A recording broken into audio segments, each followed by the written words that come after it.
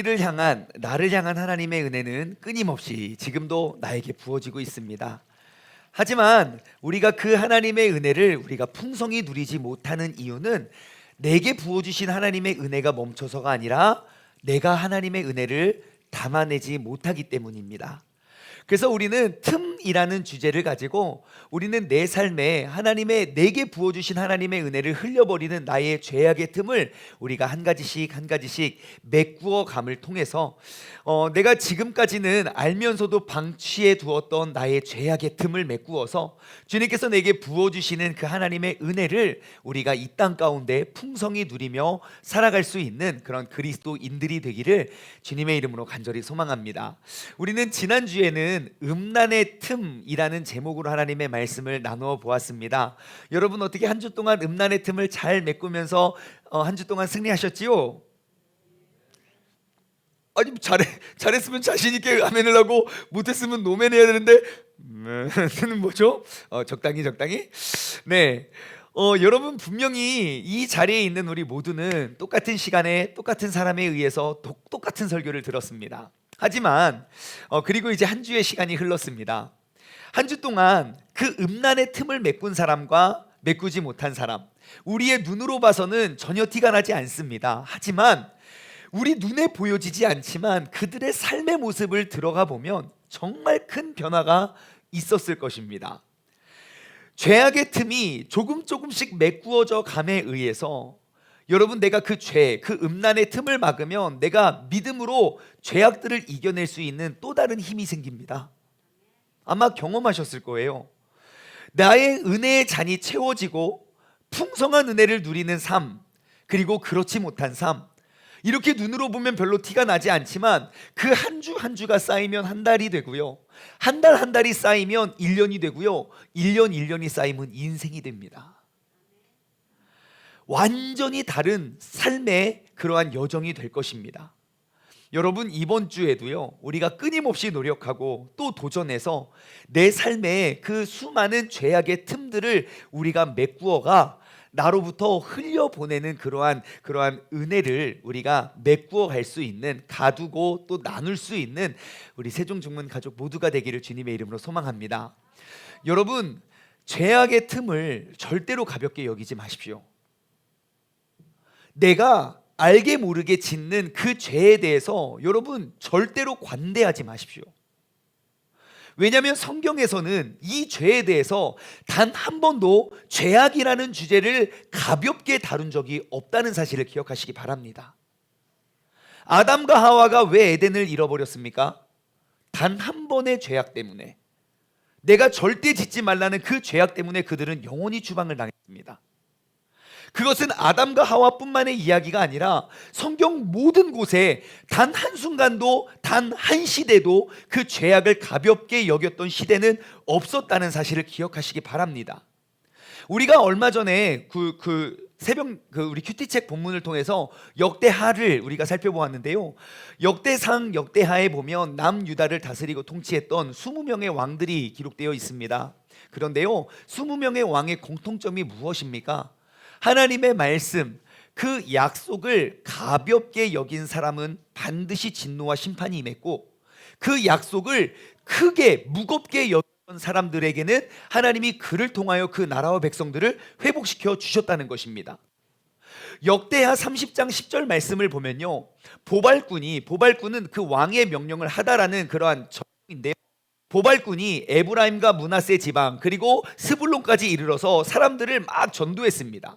우리가 히스기야 왕이 이제 율례와 법도와 예배를 우리가 회복하기 위하여 이제 여러분 하나님의 말씀으로 돌아오십시오 라고 외치면서 다녔을 때 그 사람들의 반응은 어떠합니까? 조롱하고 비웃었습니다. 우리가 하나님의 말씀을 알고 들으면서도 내가 그 말씀을, 똑같은 죄를 계속 반복하고 있다면 여러분 나는 그 하나님의 말씀을 조롱하는 사람일 수 있습니다. 분명히 성경은 내게 하지 말라고 하는 것, 모든 사람이 한다고 해서 내가 똑같이 따라하면서 내가 그 하나님의 말씀을 지키고 내가 그 수많은 죄악의 틈들을 메꾸지 않는다면 나는 그 하나님의 말씀을 비웃는 사람일지 모릅니다. 여러분 하나님의 말씀을 비웃지 마십시오. 이게 무슨 말도 안 돼 라는 식으로 조롱하지 마십시오.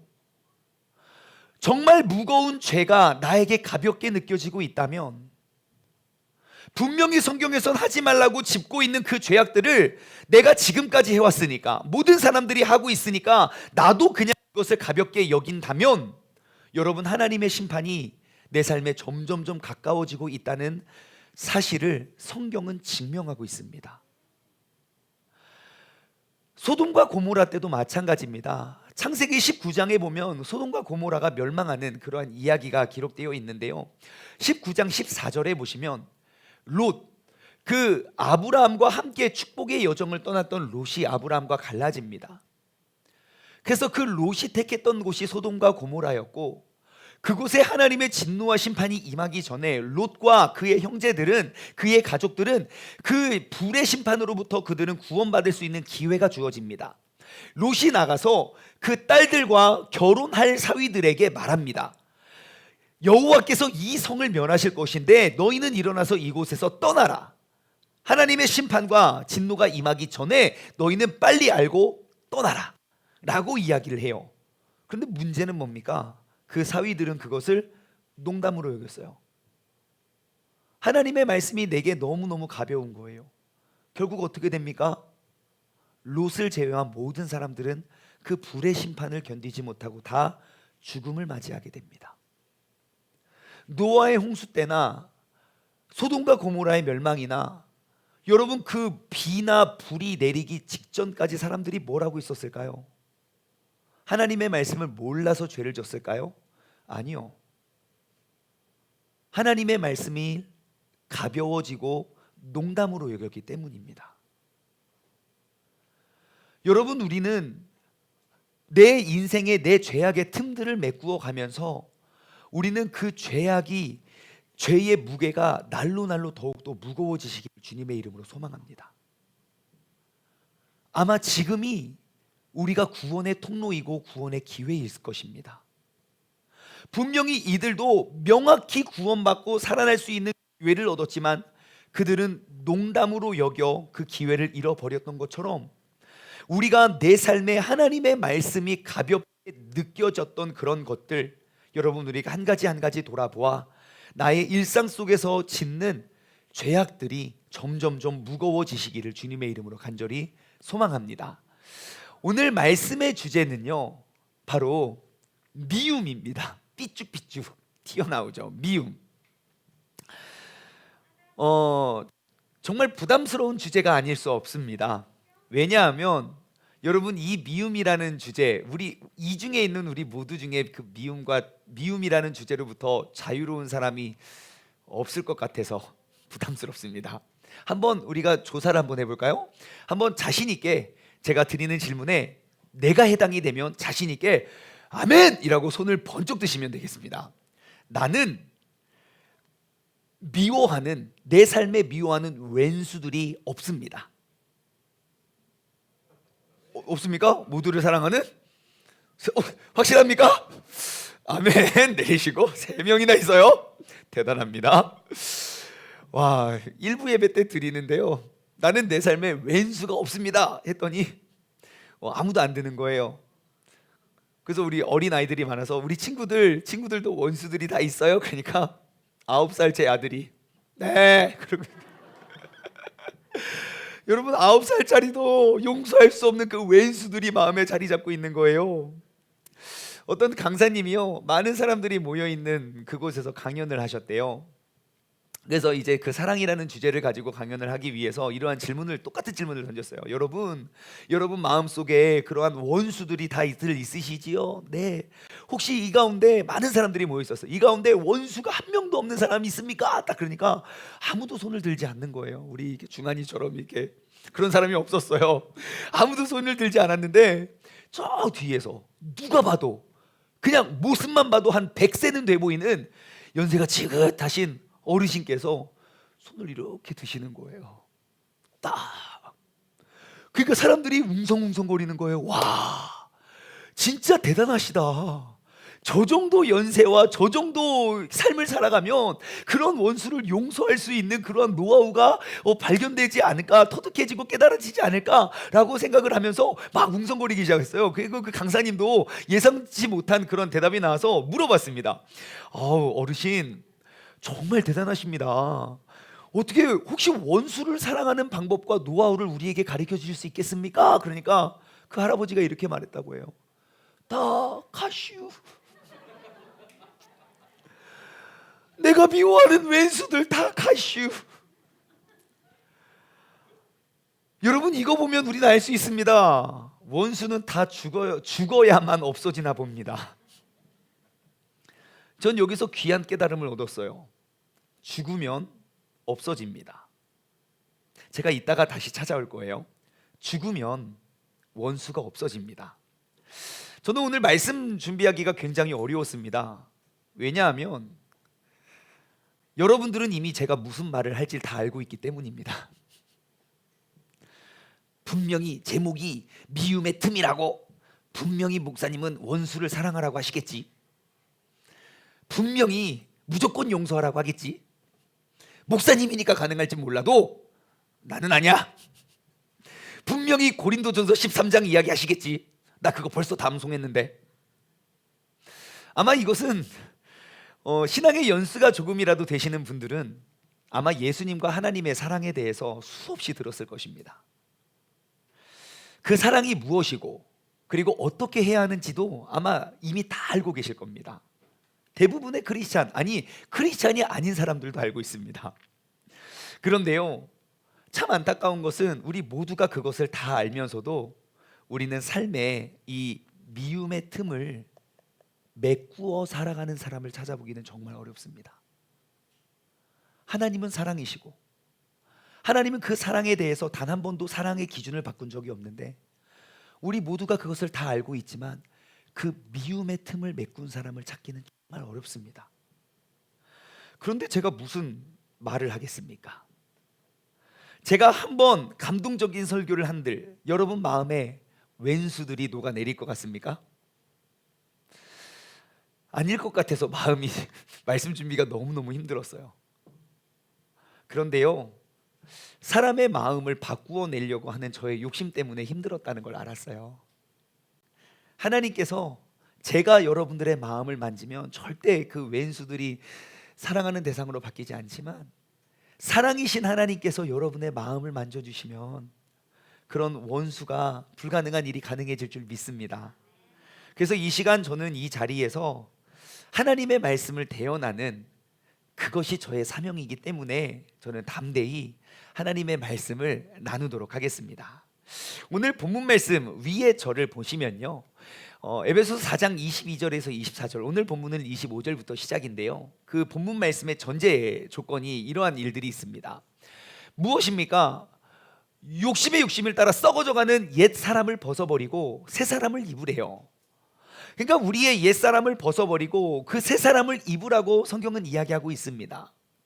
여러분, 하나님을 알고 예수님을 믿으면서 여러분 옛 사람으로 살아가야면 됩니까? 안 됩니까? 안 됩니다. 성경의 말씀대로라면 옛 사람으로 계속 살아간다면 우리는 소망할 수 없는 사람입니다. 다시 말해, 예수 그리스도로 말미암아 천국을 소망하는 사람은 옛 사람이 아닌 새 사람이 돼야 돼요. 그 새 사람의 모습에 대해서 이제 오늘 본문 말씀 25절부터는 설명하고 있습니다. 25절부터 29절까지 그 새 사람의 갖추어야 할 덕목이 무엇인지를 설명하고 있는데요, 눈에 띄는 단어들이 무엇입니까? 아무튼 거짓 버리래요. 그리고 분내도 죄를 짓지 말래요. 왜냐하면 마귀는 그 죄의 틈을 타고 오기 때문에. 또한 도둑질하지 말래요. 훔치지 말래요. 더러운 말도 하지 말래요. 오히려 덕을 세워서 서로 선한 말을 해서 듣는 자에게 은혜를 끼치래요.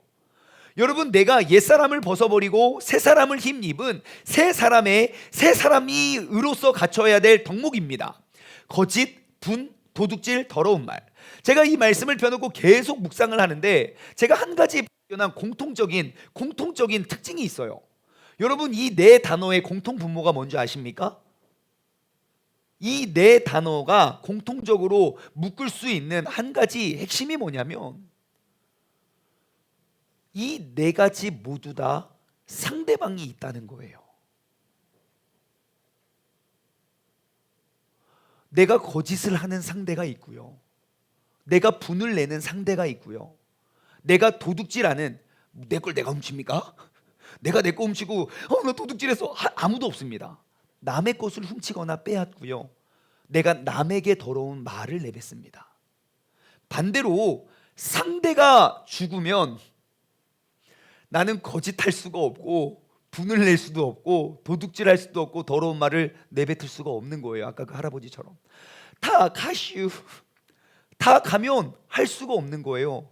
반대로 아직 가지 않았다면 이러한 사람이 존재한다는 것입니다. 나 혼자서 거짓말을 하는 사람, 여러분, 내가 나를 속이고 내가 속아 넘어가가지고 분내는 사람이 있습니까? 없습니다. 혼자서 막 거울 보고 막 나는 왜 이렇게 생겼어? 막 그러면서 화를 내는 사람이 있습니까? 아닙니다. 절대 그렇지 않아요. 내가 내 물건 훔칠 리 없고요. 더러운 말 역시 나 스스로에게 하지 않습니다. 내가 아무리 새 사람이 되어도, 새 사람이 되겠다고 다짐을 해도 그 미움의 존재는 바로 24절의 새 사람 되어도 25절의 그 미움의 대상은 나의 삶에 없어지지 않는다는 거예요. 그러면 이 사실을 통해서 우리가 알 수 있는 중요한 사실은 무엇입니까? 여러분, 내가 새 사람이어도 그 미움의 대상은 내 눈앞에 있을 수 있다는 것. 우리가 어쩌면 새 사람이 되면, 내가 새로운 마음을 먹으면 모든 내 삶에 거짓되고 부정한 사람들이 싹 사라질 거라고 기대한다면 여러분, 그거 큰 오산입니다. 내가 아무리 옛사람을 버리고 새 사람이 되어도 나를 그렇게 힘들게 하는 사람, 나 역시 그렇게 힘들게 하며 살아갈 수 있다는 것을 사도 바울은 이야기하고 있습니다. 하지만 내가 새 사람이 되면 내가 이전에 거짓하고 분을 내고 도둑질하고 더러운 말을 했던 대상들이 다르게 보일 수는 있겠지요. 그럼 우리가 어떻게 해야 됩니까? 오늘 본문 말씀엔 정말 명확하고 쉬운 답을 우리에게 제시하고 있습니다. 그 밑에 31절 32절 말씀을 보면요, 너희는 모든 악독과 노함과 분냄과 떠드는 것과 비방하는 모든 것을 악의와 함께 뭐하래요? 버리고, 그 다음에 서로 친절하게 하고 불쌍히 여기고 용서하기를 하나님이 그리스도 예수 용서하심과 같이 뭐하래요? 하래요. 그럼 우리가 어떻게 그 미움의 틈을 메꿀 수 있습니까? 되게 쉬워요. 버릴 거 버리고 할 거 하면 돼요. 아멘입니까? 원래 이럴 때 원래 우리 애 같은 아멘이 나야 되는 거 아닙니까? 여러분, 미움의 틈을 메꾸는 방법 뭐라고요? 버릴 거 버리고 할 거 하면 돼요. 참 쉽죠잉? 아멘이 안 나오는 거 보니까 어려운 것 같아요. 우리가 한번 쉽게 접근해 보길 원해요. 우리가 그런 버릴 것 버리고 할 것 하는 그 세 사람의 첫 번째 특징은 뭐냐면요, 이전 N을 버리고 이제는으로 살아야 합니다. 함께 따라해 볼까요? 시작. 이전 N을 버리고 이제는으로 살아가자. 오늘 본문 말씀의 말씀을 보시면요, 여러분, 지금 두 명의 다른 사람을 소개하고 묘사하고 대조하는 것이 아닙니다. 분명히 똑같은 사람, 같은 사람이지만 그의 달라진 모습을 설명하고 있는 것입니다. 예전에는 거짓을 말하던 사람이 이제는 이웃과 더불어 참된 것을 말하는 사람이 되었다는 거예요. 이전에는 분을 내며 죄를 지었던 사람이 이제는 분을 내어도 죄를 짓지 않을 뿐만 아니라 마귀에게 틈을 주지 않는 사람이 되었다는 거예요. 이전에는 도둑질했던 사람이 이제는 구제할 수 있도록 자기 손으로 수고하여 선한 일을 도모하는 사람이 되었다요. 이전에는 더러운 말을 했던 사람이 이제는 선한 말을 하고 듣는 자에게 은혜를 끼치는 사람이 되었다는 것입니다. 이전의 삶과 이제는의 삶이 다른 사람이 아니라 분명히 같은 사람이고 같은 사람의 삶의 모습이라는 것입니다.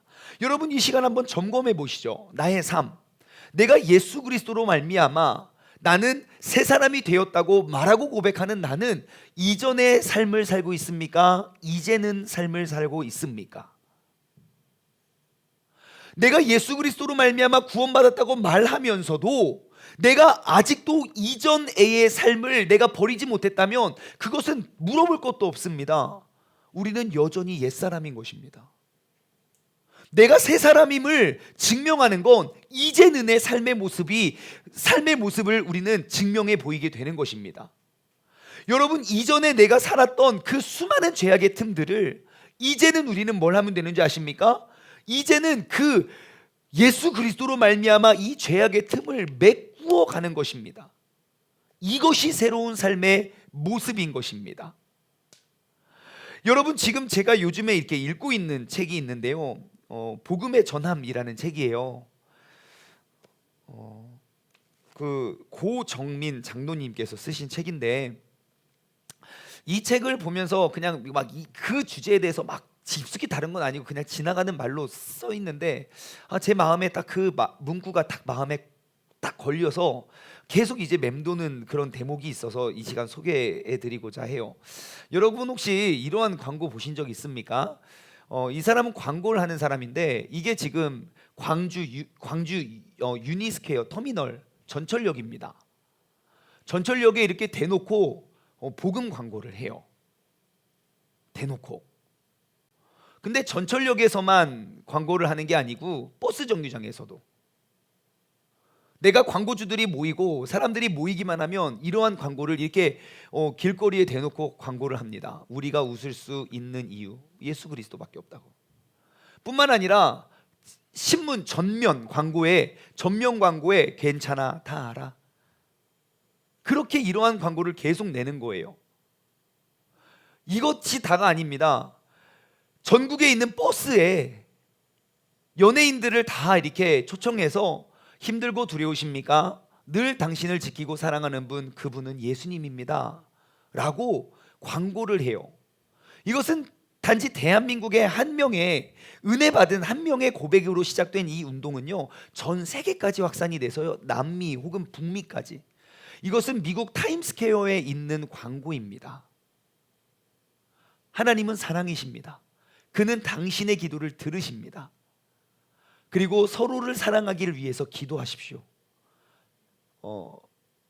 기도는 너무너무 큰 선물을 가져다 줍니다. 미국 타임스퀘어까지도 그렇게 복음을 전하는 사람이 있습니다. 그러면 이 고정민 장로님은 어떻게 그 하나님을 만나서 이렇게 무모한 도전을 하나? 이 책의 첫 글귀가 뭐냐면요, 이 광고의 수익은 오직 구원입니다 그래요. 여러분, 사람이 광고를 하는 이유가 무엇입니까? 많은 수익을 창출하기 위함이지요. 그래서 그 짧은 시간, 그 짧은 기간에 수십억 원의 돈을 들여가면서 광고를 하잖아요. 그런데 이 광고의 수익은 오직 구원이래요. 이 광고를 보고 한 영혼이라도 구원을 받으면 된대요. 그래서 제가 이 장로님의 글을 쭉 읽어보는데, 이 장로님이 하나님을 어떻게 만났는가에 대해서 굉장히 짧게 지나가고 넘어가는데, 저에게 너무 크게 담겨져서 제가 소개해 올립니다. 그러던 어느 날 목사님으로부터 제자 훈련 강의를 듣던 중에 주님은 내 안에 고요히 찾아오셨다. 삶의 기로에 서 있거나 위기의 순간에 찾아오신 게 아니었다. 그 순간, 내가 그 순간을 어떻게 표현해야 될까? 말씀을 들으며 나의 죄인됨에 100% 동의가 되는 순간, 그런 나를 위해 예수님께서 십자가에 피 흘려 죽으셨음이 믿어졌다고 밖에는 달리 표현할 도리가 없다.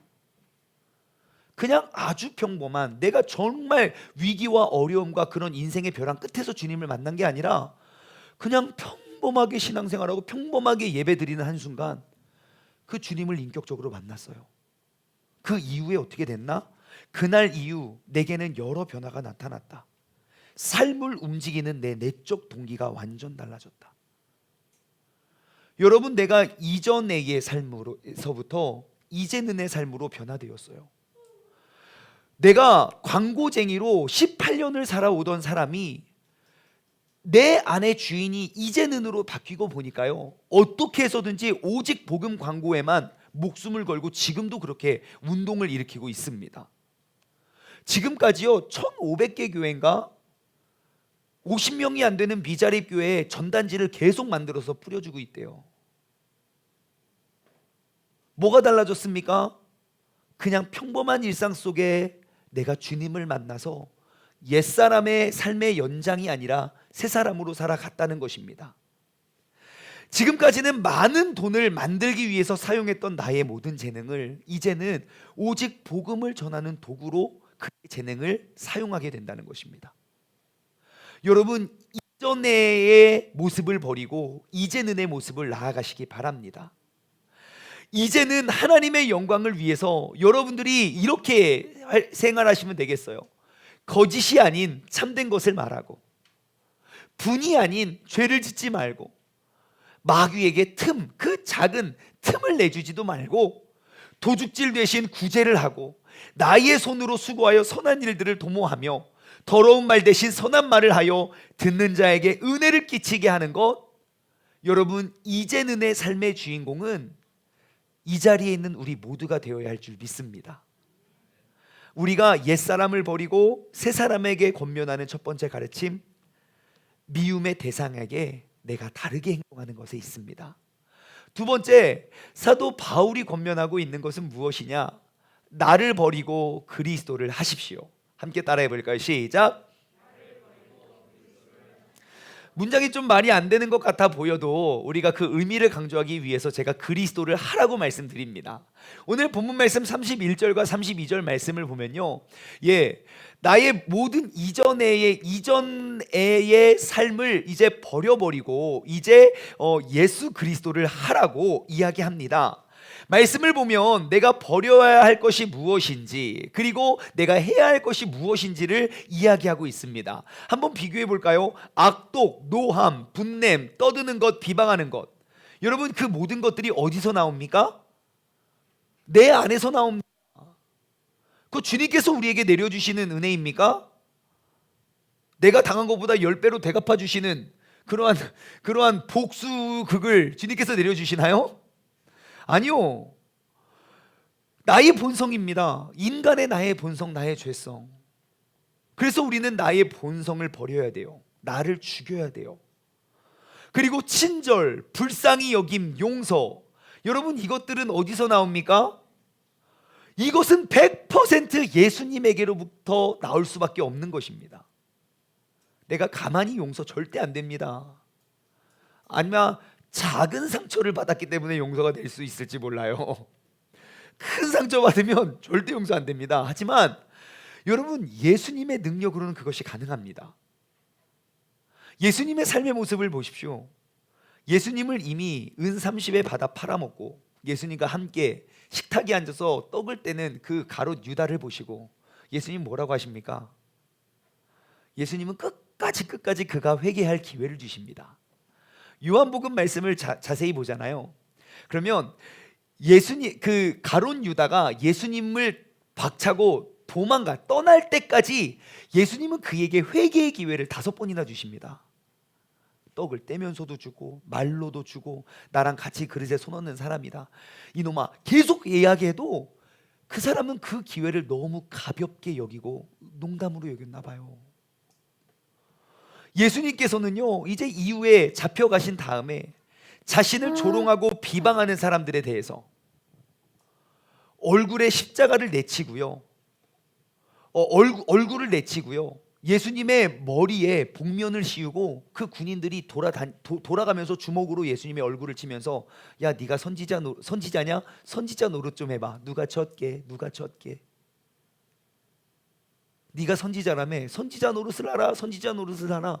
예수님의 머리를 때려가면서 그렇게 조롱하고 비난하는 사람들, 예수님은 용서하세요. 그들을 십자가에 매다는 사람들, 예수님은 죽는 그 순간까지 용서하세요. 그러면서 이렇게 말씀하시죠. 누가복음 23장 34절에는 그 장면에 대해서, 그 순간에 대해서 이렇게 소개하고 있습니다. 이에 예수께서 이르시되, 아버지, 저들을 사하여 주옵소서. 자기들이 하는 것을 알지 못함이니이다 하시더라. 예수님은 이미 마음에 그들을 용서하셨어요. 그런데 그의 눈앞에 있는 그 상대들은 뭐라고 했습니까? 그들이 그의 옷을 나눠서 제비를 뽑습니다. 나의 이익을 위해서 그 사람의 마지막 남은 그 속옷까지도 빼앗아 제비를 뽑습니다. 여러분, 우리가 무엇으로 내 삶의 그 미움을 메꾸겠습니까? 우리가 어떠한 힘과 어떠한 능력으로 내 마음속에 있는 이 미움의 틈을 어떻게 메꾸겠습니까? 내 노력이 부족해서 안 메꿔졌을까요? 내가 뭘 몰라서 안 메꿔졌을까요? 아니요. 이 미움의 틈을 메꿀 수 있는 유일한 열쇠는 오직 예수 그리스도밖에 없습니다. 예수 그리스도를 행하는 것밖에 없습니다. 예수님의 용서와 우리의 용서에는 어떠한 차이가 있을까요? 예수님의 용서는 나에게 있습니다. 용서를 하는 내가 용서하고 거기서 용서가 끝이 납니다. 상대가 무슨 말을 하든지 어떠한 행동을 하든지 상대의 모습에 개의치 않고 그냥 내가 그를 용서한 그것이 진정한 용서가 됩니다. 하지만 우리의 용서는 나에게 있는 것처럼 보여지지만, 내가 그 사람을 용서한 것처럼 보여지지만, 내가 하는 용서는 나에게 있지 않고 그 사람에게 있습니다. 내가 용서를 한 대가를 요구합니다. 내가 이렇게 큰 죄를 너에게 용서를 해줬으니 너는 적어도 이 정도는 해야 되는 거 아니야? 내가 10개를 용서해줬으니 야, 너는 한두 개 정도는 네가 노력을 해야지. 나는 용서한다 말하면서 나는 그에게 무엇인가 대가를 요구합니다. 나도 모르게. 그리고 그 대가가 채워지지 않으면 내 마음의 미움의 틈은 절대로 사라지지 않습니다. 내가 그러면 어떻게 그리스도를 행하겠습니까? 두 가지가 있습니다. 첫 번째는 나를 발견하는 것이고, 두 번째는 예수님을 발견하는 것입니다. 나의 모습을 내가 바라보지 못하기 때문에 내 마음의 미움이 사라지지 않는 것입니다. 내 마음속에 어떠한 미움의 싹이 돋아날 때 우리는 그 사람이 나에게 했던 그 거짓말의 모습은 보여질지 몰라도 이전에 내가 남에게 했던 거짓말의 모습은 보지 못합니다. 지금 이 순간은 그가 나에게 거짓말을 하는 것 있을 수 있지만, 이전에 나도 남에게 수많은 거짓말을 했고 수많은 상처를 주었다는 모습. 내가 봤을 때 그 사람은 나에게 거짓말하고 나는 작은 거짓말 했을지 몰라도 주님 보시기에는 그냥 똑같은 틈일 뿐입니다. 거짓의 틈. 그 사람이 나를 배반하는 그 배반한 모습만 나는 보여져서 용서가 되지 않지만, 내가 이전에 배반했던 모습을 바라보게 된다면 우리는 달라질 것입니다. 그 사람이 뒤에서 나를 욕하는 모습만 우리는 보일 뿐이지, 나 역시 누군가를 뒤에서 욕한 나의 모습을 우리는 쉽게 보지 못합니다. 우리 모든 인간은 나는 나의 모습을 볼 수 없습니다. 왜요? 나는 언제나 내 편이고 자기 합리화를 하는 것이 인간의 본능이기 때문입니다. 그렇기 때문에 내가 나의 모습을 명확히 볼 수 있는 그 기준이 있다면 그 기준에 의해서 나의 모습을 발견할 수 있게 됩니다. 나를 돌아보며 나를 발견하기 위해선 우리는 말씀 묵상이 필요합니다. 하나님의 말씀을 읽고 그냥 지나가는 것이 아니라, 하나님의 말씀을 듣고 그냥 흘리는 것이 아니라, 그 하나님의 말씀 앞에 내가 서서 한 구절 한 구절 말씀 앞에 내가 멈추어 서면, 한 단어 한 단어 그 단어 앞에 멈추어 서게 되면 여러분, 나의 죄가 보입니다. 그리고 예수님의 모습이 보여집니다. 여러분, 성경에서 이야기하는 그리스도인의 기준, 일주일에 한 번씩 하나님의 말씀을 듣는 사람을 그리스도인이라고 한 적 없습니다. 하나님 말씀 앞에 서는 사람, 그 말씀 앞에서 새로운 삶을 살아가는 이제는의 사람을 우리는 그리스도인이라고 명합니다. 하나님의 말씀과 내가 점점점 가까워지고, 하나님의 말씀을 통하여 내가 그 하나님에 대해서 점점점 알아가게 된다면 우리는 자동적으로 하나님과 가까워질 수밖에 없고, 자동적으로 죄악과는 멀어지게 될 수밖에 없습니다. 내가 신앙생활을 아무리 오래 했더라도 하나님의 말씀 앞에 서서 나의 모습이 발견되지 않으면 우리는 그 순간 옛 사람, 옛 자, 옛 모습의 죄인으로 돌아갈 수밖에 없습니다. 우리는 하나님의 말씀 앞에 내가 깨달아지지 않으면 우리는 새 사람으로 살아갈 수가 없게 됩니다. 오늘 이 시간 다시 한번 여러분 모두에게 말씀 묵상의 중요성을 강조하고 싶습니다. 그냥 빈말로 그냥 좋은 습관이니까 여러분 큐티하라고 말하는 것이 아닙니다. 내 삶의 주야로 하나님의 말씀 묵상하기를 끊어지는 그 순간 우리는 죄에게 틈을 주게 됩니다. 하나님의 말씀을 통하여 나의 모습을 발견하고 하나님의 말씀을 통하여 그 예수님의 모습을 발견하십시오. 이제는 더 이상 내 삶의 원수들과 씨름하지 말고 하나님의 말씀과 씨름을 하십시오.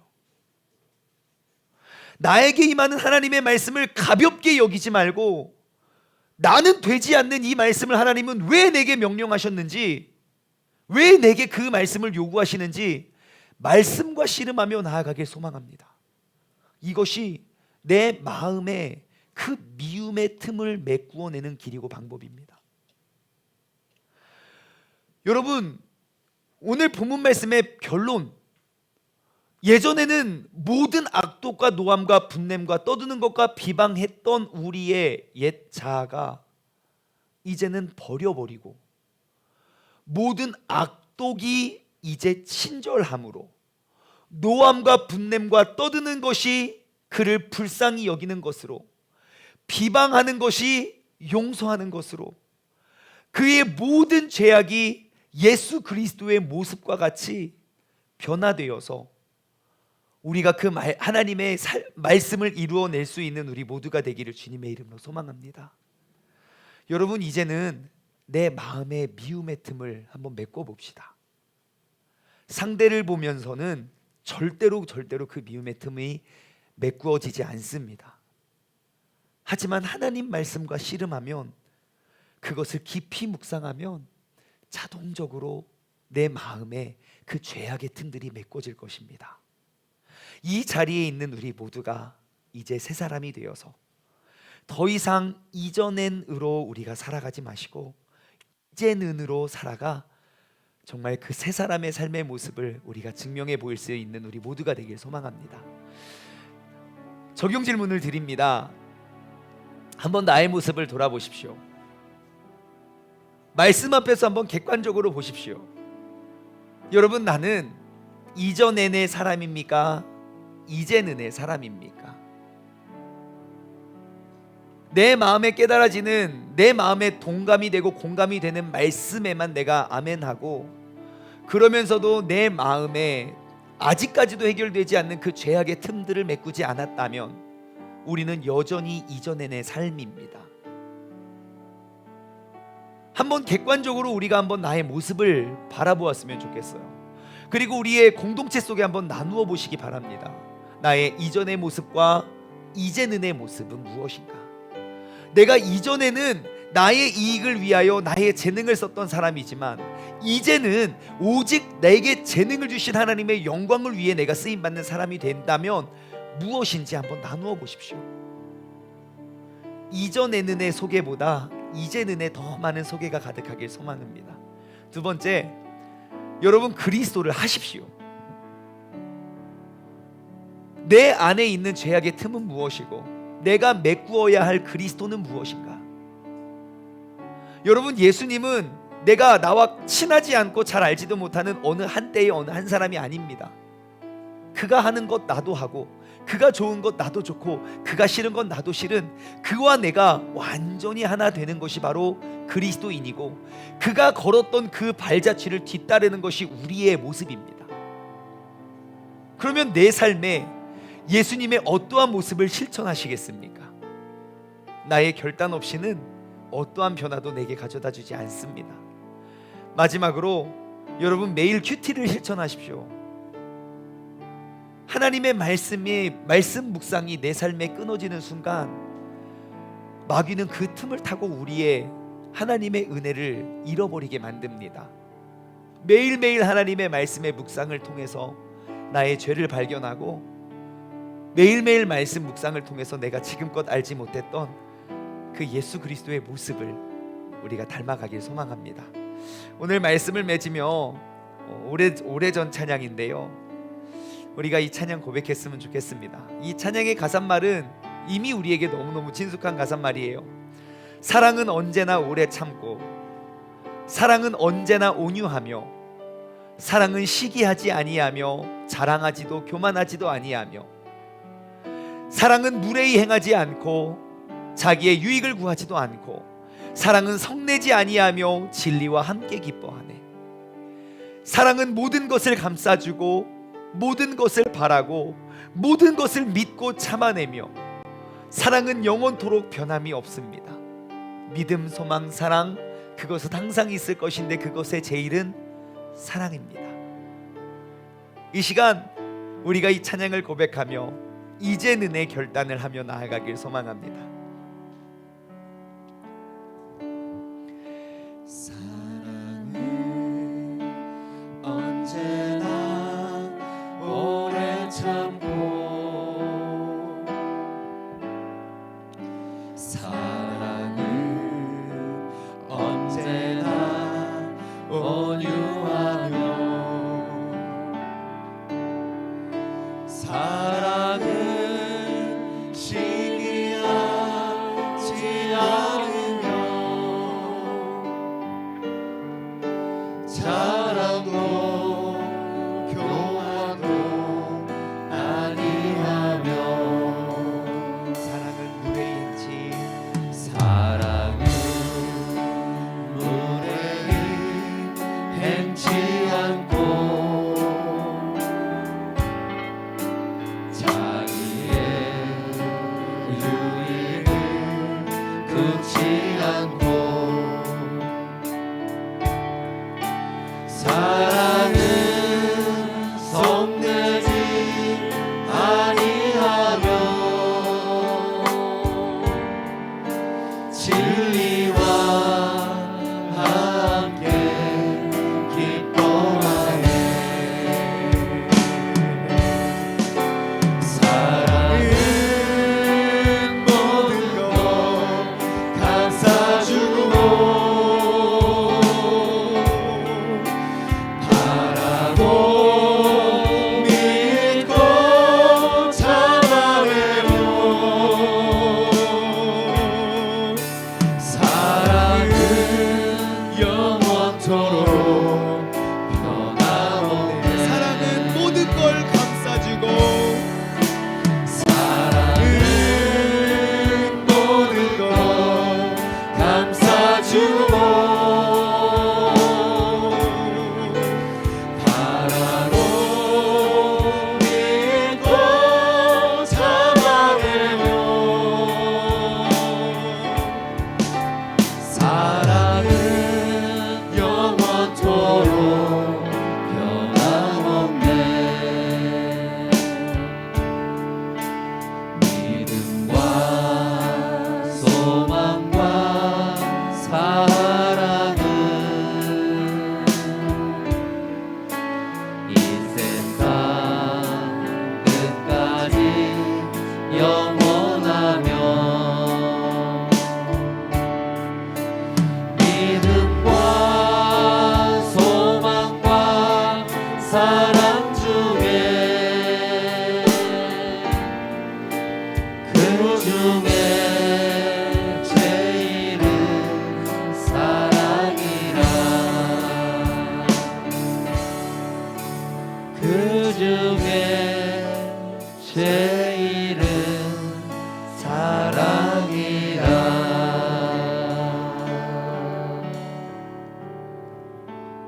시대가 바뀌고 세상과 문화는 바뀌고 그 모든 것들이 변해도요, 영원히 변치 않는 한 가지를 꼽으라면 그것은 사랑입니다.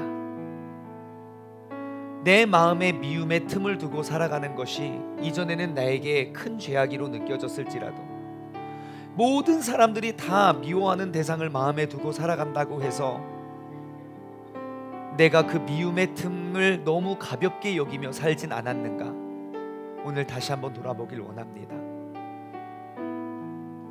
그리고 이제 함께 기도하고 다짐하며 나아가길 원합니다. 이제는 나의 미움의 틈을 메꾸고 예수 그리스도로 채우는 사람 되게 해달라고. 우리 오늘은 다른 것 말고요, 내가 그 미워하는 그 사람을 위해서 우리가 함께 기도하며 나아가길 원합니다. 다 같이 주님의 이름 한번 부르짖고 합심하여 기도하겠습니다. 주여, 하나님 아버지 감사합니다. 내 삶에 그 미움의 틈, 하나님의 수많은 사랑의 메시지를 성경 말씀을 통하여 또 찬양과 목사님의 말씀을 통하여 우리는 듣지만 우리의 은혜의 잔이 채워지지 못하고 그 은혜의 풍성한 은혜를 누리지 못하는 이유는 내 마음속에 미움의 틈이 자리하고 있기 때문입니다. 아버지 하나님, 이제는 나의 그 미움의 틈을 메꾸고 우리가 그 예수 그리스도를 행하며 나아갈 수 있는 믿음의 사람 되게 하여 주시옵소서. 아버지 하나님, 내 마음에 있는 그 미움의 틈이 메꿔지지 않으면 우리는 풍성한 은혜를 누리며 살아갈 수 있는 믿음의 주인공이 될 수 없습니다. 시대가 아무리 바뀌어도, 나라가 아무리 바뀌고, 문화가 아무리 바뀌고, 사람이 아무리 바뀌어도 아버지 하나님, 내가 옛사람을 벗어버리고 새사람을 힘입어도 내 눈앞에 원수들의 모습은 보여지고 내게 거짓말하고 내게 분을 내고 나를 힘들게 만드는 사람은 눈앞에 보일 것입니다. 내가 나의 시선으로 그것을 바라보면 또 다른 원수가 내 눈앞에 있는 것이지만, 내가 예수 그리스도를, 나를 버리고 나를 죽이고 예수 그리스도를 채워 내가 나아가면 환경은 똑같고 사람은 똑같아도 내가 달라져 결국 하나님께서, 예수님께서 나에게 보여주셨던 그 사랑을 우리는 증명하며 살아가게 되는 것입니다. 아버지 하나님, 우리가 바로 그 사랑의 주인공 되게 하여 주옵소서. 이 하나님의 말씀이 그냥 듣고 흘려가는 것이 아니라 이 하나님의 말씀이 내 마음판에 새겨지고 그 가운데 심겨져서 아버지 하나님의 풍성한 은혜를 우리가 누리며 살아갈 수 있는 그러한 믿음의 자녀들, 아버지 그 사랑의 자녀들 되게 하여 주시옵소서. 하나님 아버지 감사합니다. 오늘 우리가 이미 다 알고 있고, 오늘 우리가 지금까지도 수백 수천 번 이야기 나눴던 하나님의 사랑 이야기를 나누었습니다. 하나님의 사랑이라는 그 예수 그리스도의 사랑이라는 말씀 앞에 내가 잠깐 멈추어 서서 그것을 깊이 묵상하길 원합니다. 분명히 나는 새 사람이라고 말은 하지만 나의 삶의 모습을 보면 여전히 옛사람처럼 살아가고, 분명히 나는 천국을 소망하며 구원받은 구원의 확신을 입은 사람이라고 말하지만 내 마음의 미움의 틈을 메꾸려고 하지 않은 나는 옛사람임을 고백하고, 아버지 이 시간 나를 죽이고 나를 버리고 예수 그리스도를 행하며 나아갈 수 있는 우리 모두가 되게 하여 주시옵소서. 하나님, 나의 삶의 모든 죄악의 틈을 오직 예수 그리스도의 능력으로 하나씩 하나씩 메꿔가기 원합니다. 이제는 나는 매일매일 하나님의 말씀을 묵상하며 그 말씀 앞에 나를 발견하고 그 말씀을 통하여 예수님을 발견하여 우리의 삶이 온전히 변화되고 그리스도와 같은 삶의 주인공이 되게 하여 주시옵소서. 이제는 우리 주 예수 그리스도의 은혜와 아버지 하나님의 무한하신 사랑하심과 성령님의 교통하심이 하나님의 사랑을 바라보고 이제는 이제는의 사람으로 살아가고 나아가기를 소망하는 사랑하는 우리 세종중문 가족들 머리머리 위에, 이 시간 영상으로 예배드리는 모든 사람들 머리머리 위에 이제로부터 영원토록 함께 하시길 간절히 축원하옵나이다. 아멘.